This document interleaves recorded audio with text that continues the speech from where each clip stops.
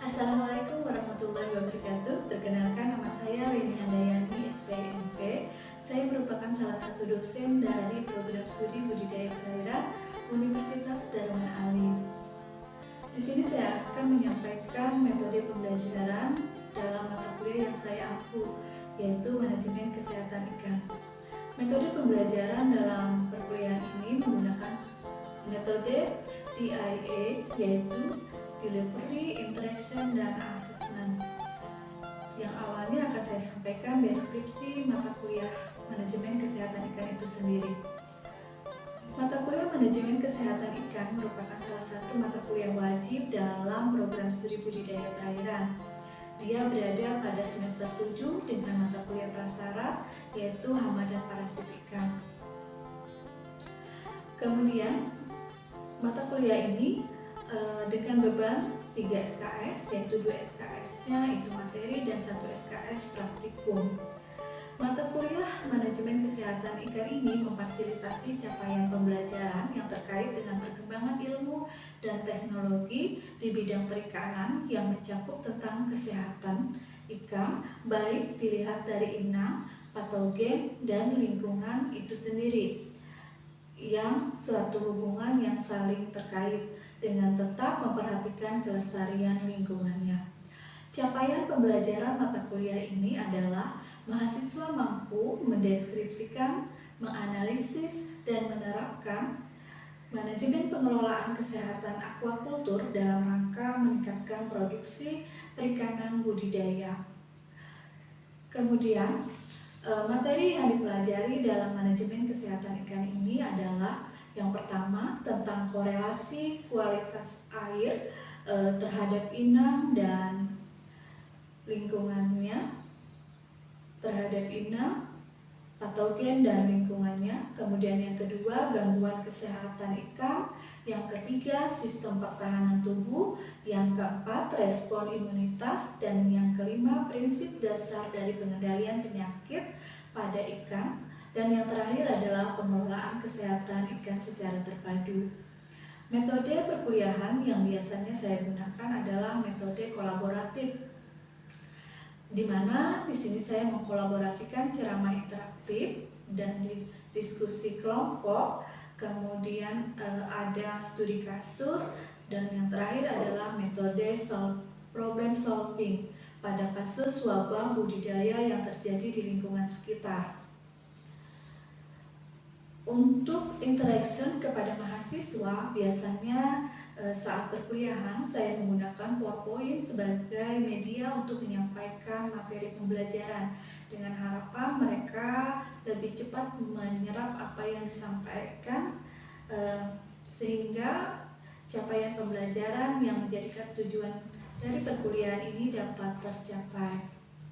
Bahan yang saya gunakan dalam perkuliahan ini biasanya menggunakan modul untuk perkuliahan, yang mana biasanya saya sampaikan sebelum masuk perkuliahan. Mereka bisa mengakses modul tersebut pada e-learning Unda. Kemudian untuk praktikum, saya menyiapkan panduan praktikum sebagai petunjuk mereka melaksanakan kegiatan praktikum tersebut. Kemudian untuk interaction di luar perkuliahan, biasanya kita menggunakan WA Group sebagai wahana untuk berkomunikasi, berdiskusi terkait dengan perkuliahan manajemen kesehatan ikan itu sendiri. Kemudian yang terakhir adalah asesmen, yaitu penilaian yang saya lakukan di dalam proses pembelajaran mata kuliah manajemen kesehatan ikan ini.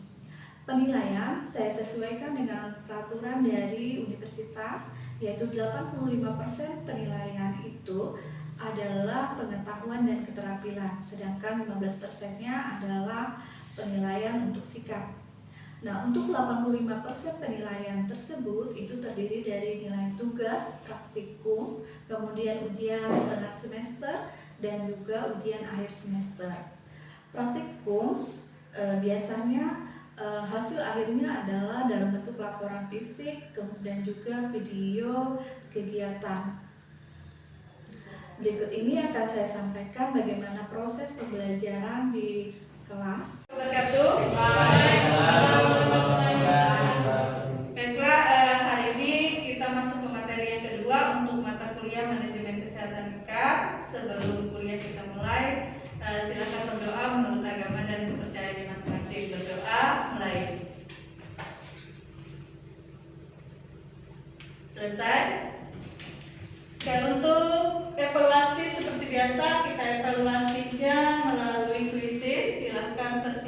HP-nya. Silakan dikerjakan. Ini sebagai evaluasi perkuliahan kita pada minggu kemarin. Silakan masukkan kode kuisisnya. Sudah? Sudah. Oke, kita mulai. Baik, sudah? Sudah. Belum, Bu. Rena di mana? Wifi mana? Yang satu yang sudah duduk siapa? Bayu? Saya. Oh, Nirma.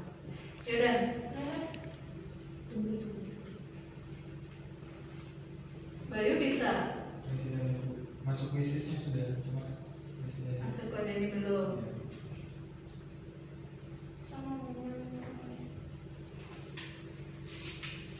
Jadi sudah? Sudah masuk? Oke, kita mulai untuk evaluasinya. Silakan dikerjakan dan fokus pada HP-nya masing-masing.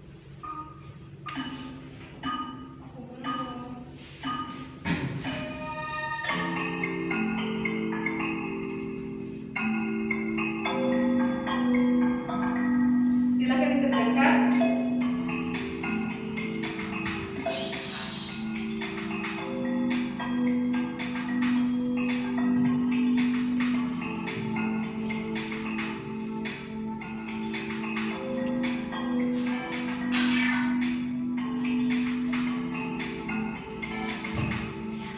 Silakan dikerjakan berdasarkan kemampuan masing-masing. Satu soal hanya 30 detik.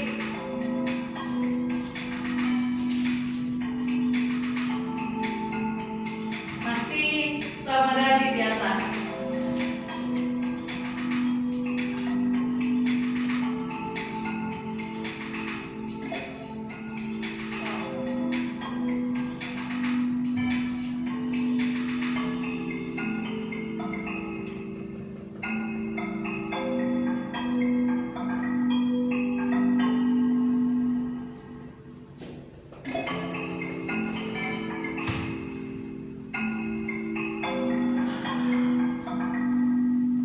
Ya, sudah?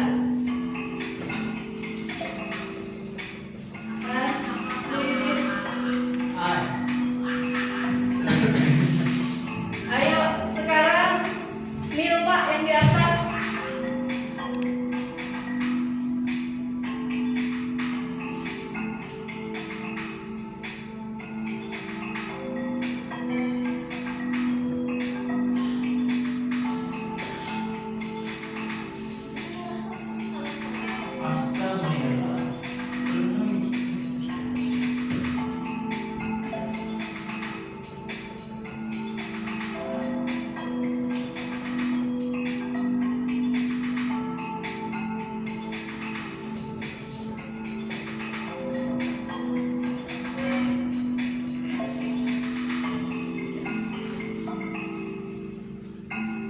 Ada Dani. Dikejar hasil Nilma.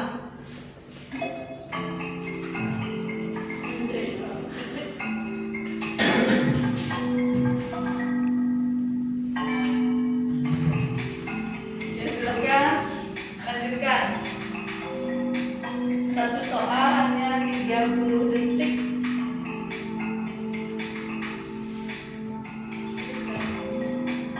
Nilma sudah? Oke, Dani sudah?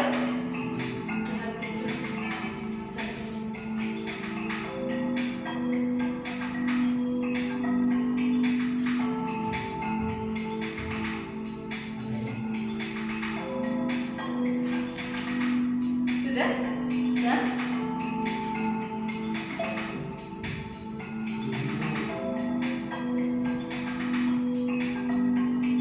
Oke.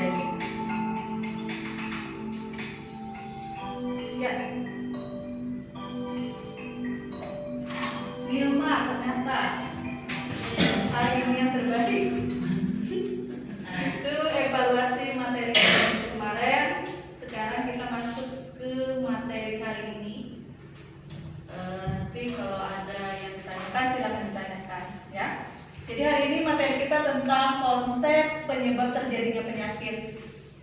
Nah, penyakit pada ikan.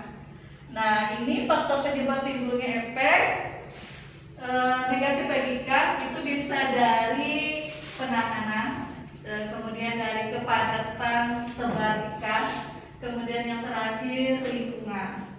Nah, menurut kalian semua yang paling berpengaruh langsung apa di antara ketiga faktor penyebab ini? Lingkungan. Lingkungan. Kenapa Dan? Karena selang langsung berinteraksi kepada ikannya. Oke. Ada lagi yang tambahkan? Rio?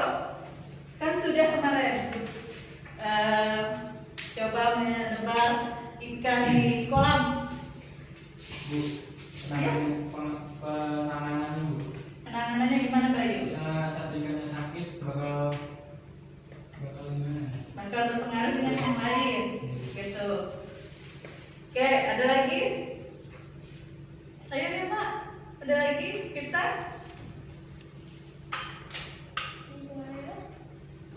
Jadi ada 3 ya faktor penyebab timbulnya efek negatif bagi ikan. Bisa dia dari penanganan, artinya kalau penanganan itu berarti faktornya dari manusianya. Kemudian kalau kepadatannya berarti jumlah tebar yang kita berikan di satu kolam, dan yang terakhir itu lingkungan. Memang yang berpengaruh langsung terhadap kesehatan ikan adalah lingkungan. Karena kenapa? Karena lingkungan itu merupakan media hidupnya. Kemudian nanti didukung oleh faktor lain. Contohnya tadi seperti Bayu bilang bahwa perlakuan yang kita berikan terhadap ikan itu akan berpengaruh terhadap kesehatan ikan. Contohnya apa ya kemarin? Saat kita awal tebar, kalau misalnya kita tidak melewati aklimatisasi atau penanganan yang kurang pas, maka kematian kemungkinan akan lebih besar. Ya. Nah, kemudian ini dampaknya.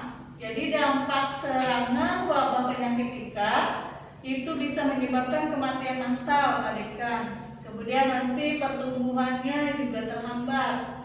Kemudian FCR-nya sangat tinggi. FCR itu berarti berhubungan dengan pakan.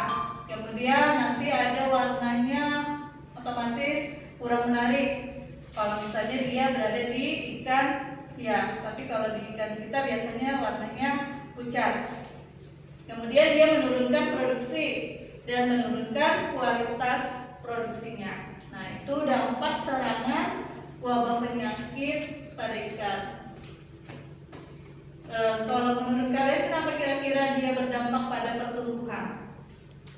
Kalau misalnya ada penyakit, ayo Nirma, kira-kira kenapa penyakit itu bisa menimbulkan atau menghambat pertumbuhan ikan itu sendiri? Anggaplah kalau misalnya di kolam, Karena penyakit bisa menular. karena penyakit bisa menular. Terus apa lagi?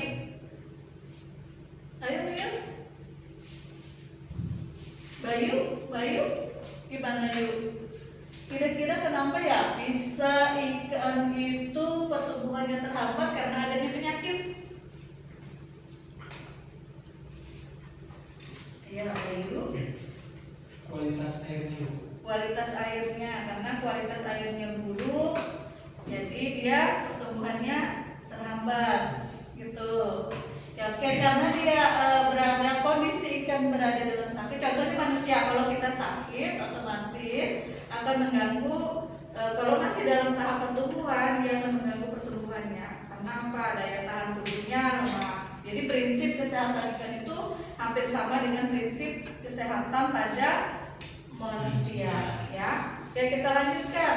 Nah, ini sudah ada di mata kuliah hama dan parasit. Jadi penyakit ini bisa terjadi karena ada 3 faktor ini, ya. Penyakit itu timbul karena memang tidak ada keseimbangan ketiga faktor ini. Yang pertama, ikan budidaya itu sebagai inangnya, kemudian organisme penyebab penyakitnya sering kita kenal dengan patogen, dan yang terakhir adalah lingkungan.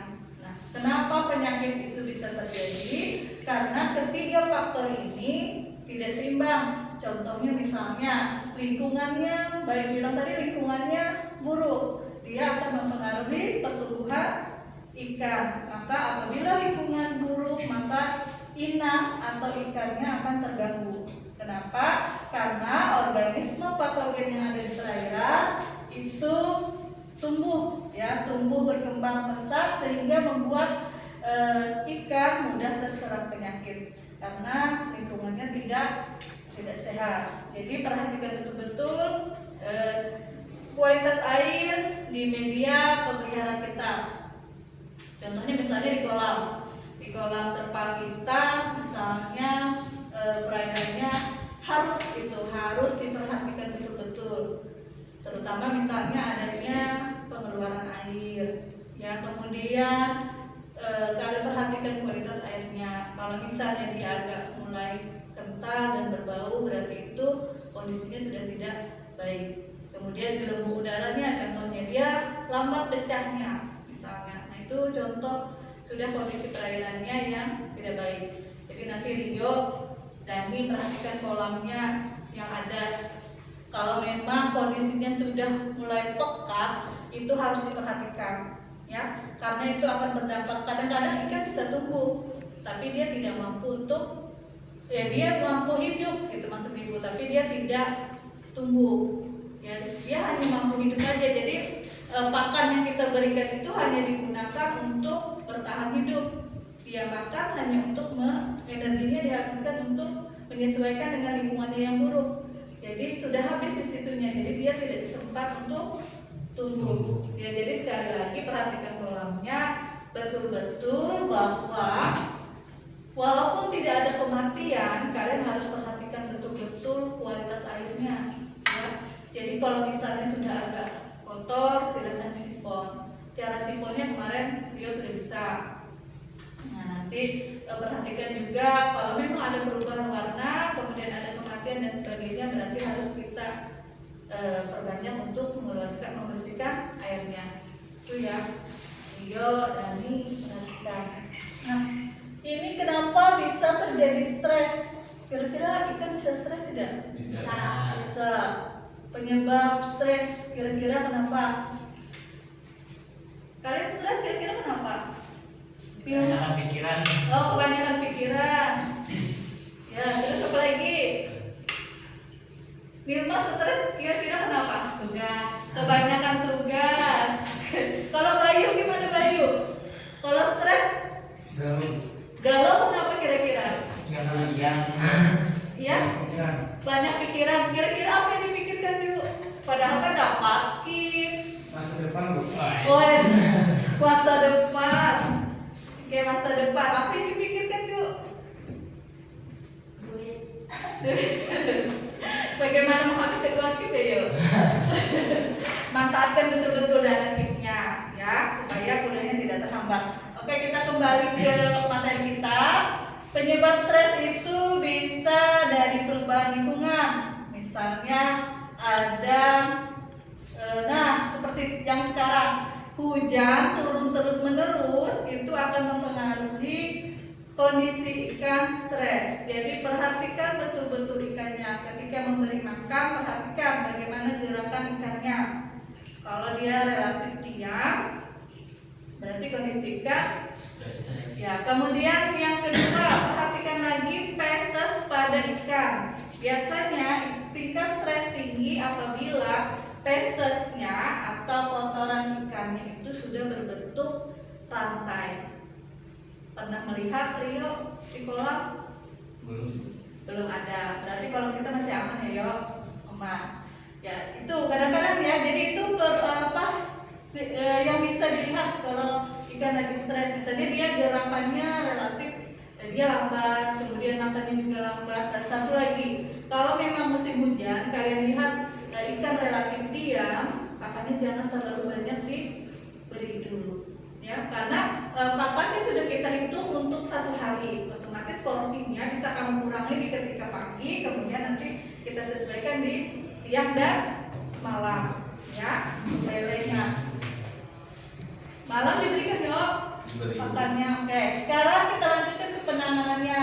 Penanganan tadi contohnya misalnya ketika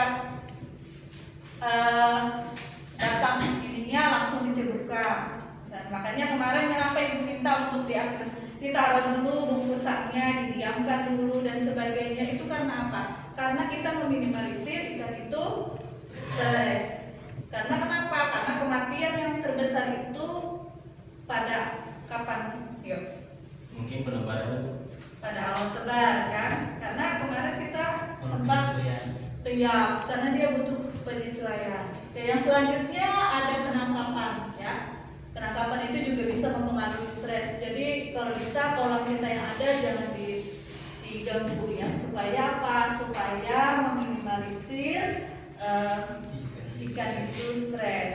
Kalau misalnya ikan itu stres, kondisi cuaca tidak menentu, nah tidak menutup kemungkinan akan berpengaruh karena kondisi namanya orang stres itu daya tahan tubuhnya turun kan? Nah turun karena lingkungannya tidak baik, artinya maka penyakit yang ada atau patogen yang ada di perairannya akan mudah menyerang. Itu prinsip ikan ya. Nah ini untuk klasifikasi stres kimianya. Jadi ini ada kualitas air buruk, kemudian polusi, ada komposisi pakan yang tidak termakan, kemudian ada senyawa nitrogen dan sisa metabolismenya. Untuk biologisnya dia seperti ini, ada densitasnya, multikultur juga mempengaruhi, makroorganisme, parasit internal dan eksternal. Ini nanti bisa dibaca di modulnya. Nah, kemudian selanjutnya ini untuk proses stresnya. Ya, dia stres, kemudian nanti dia akan bertambah seperti kata Bayu tadi kan, dia bisa jadi ada satu kemudian tumbuh seperti itu, jadi stresornya ya. Jadi ini yang mempengaruhi. Makanya kalau ada ikan yang sudah menunjukkan gejala sakit dan misalnya ada beberapa penyakit, silahkan dipisahkan dulu supaya tidak menular.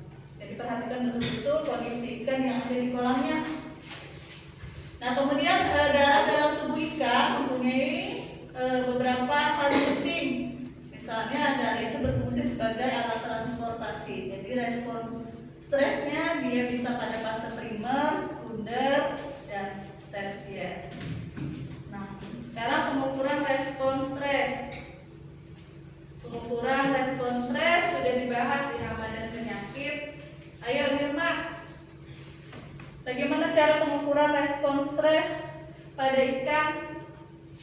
Kalau menurut saya pengukuran respon stres pada ikan bisa dilakukan dengan cara pengukuran tingkat kortisol plasma pada ikan. Seperti yang telah Ibu jelaskan pada sebelumnya, saya mengingat pada kalimat pengukuran tingkat kortisol, pengukuran respon stres ikan itu bisa melalui kortisol plasma.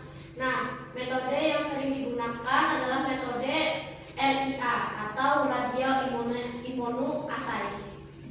Itu dari Mirma. Sekarang kalau akibat stres pada ikan, jadi secara umum stres itu dapat mengganggu apa yang aja, Rio? Mungkin pertumbuhannya Bu. Kayak pertumbuhannya, apalagi? Mungkin juga makannya. Terus